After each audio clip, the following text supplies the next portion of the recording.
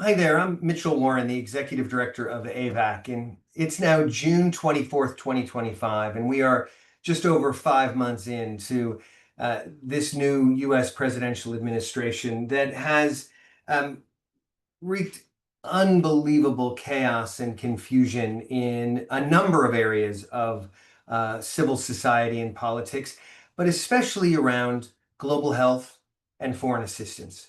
In fact, it was one of the president's first executive orders back on January 20th, which seems like a lifetime ago, to originally pause foreign assistance, which was really an executive order to destroy foreign assistance as we know it, to dismantle USAID, and to take Congress out of the equation about what gets funded and what gets delivered in terms of US government assistance.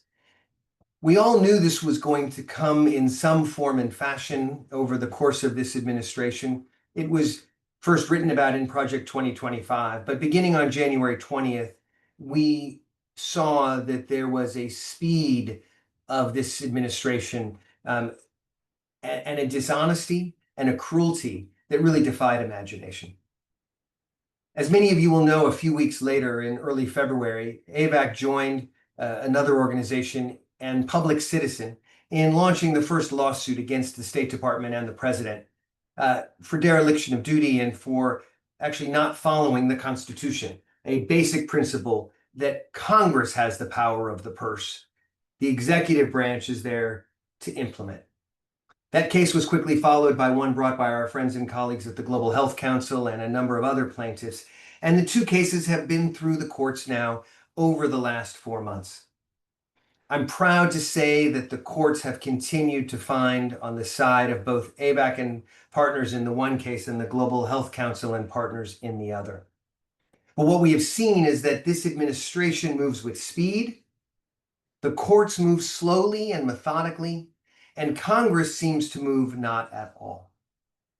We've now seen, as the case has continued to play out, the administration is moving to dismantle USAID, to embed it in the State Department, and most recently have gone to Congress with a rescission, an attempt to cut things that they already were asked to fund by Congress, and further have put forward a new budget for the next fiscal year that absolutely guts foreign assistance, as well as the National Institutes of Health and pretty much everything else that makes our world stronger, safer, and more prosperous.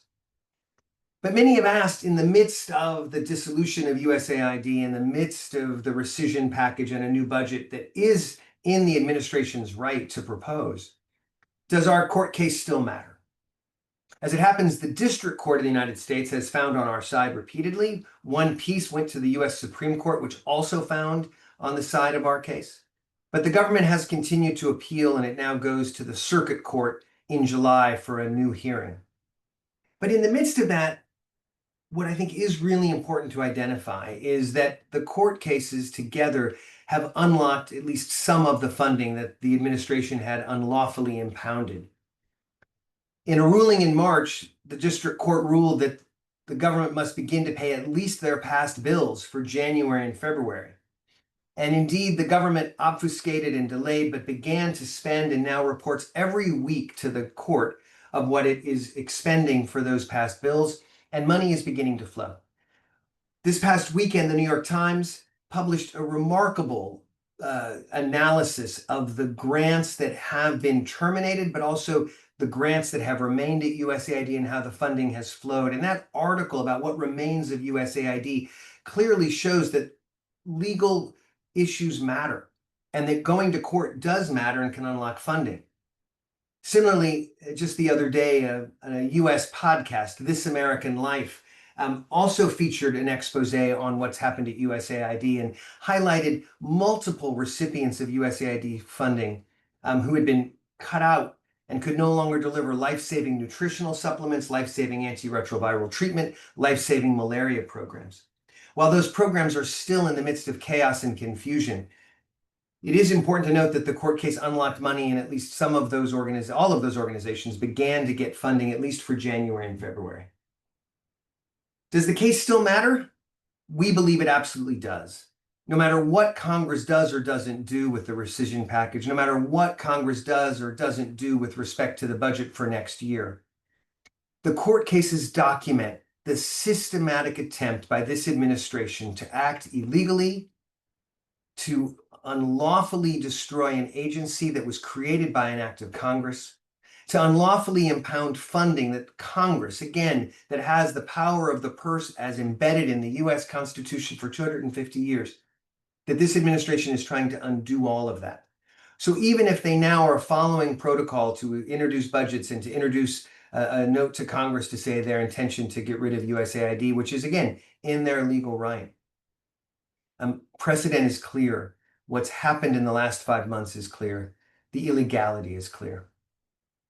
I will say, particularly for AVAC, an organization that focuses primarily on HIV prevention, it is the cruelest irony that all of this chaos has happened just as we are on the cusp of one of the greatest, if not the greatest, advance in HIV prevention in 44 years. Also last week, in the midst of legal wrangling, in the midst of destruction and chaos, the US Food and Drug Administration actually approved the use of an injectable lenacapavir for HIV prevention, for PrEP. It's the newest PrEP option, and joins a number of other PrEP options that are safe and effective. But this one, given much less frequently, this one that is being manufactured at a scale that the past injectable was not, provides us an opportunity to actually deliver on the mission to end HIV and AIDS as a public health threat. Something that this administration, when they were here 8 years ago, committed to. And yet it's impossible to deliver on the promise of lenacapavir without a functioning PEPFAR that is committed to prevention, which right now is excluded from PEPFAR. It's impossible to do that here in the United States if we unfund the Centers for Disease Control and Prevention and their work around PrEP. So we have to move past rhetoric, we have to move past politics, and we have to move to science, to evidence, and to action. We have to translate lenacapavir into powerful prevention and actually prevent the infections that still occur.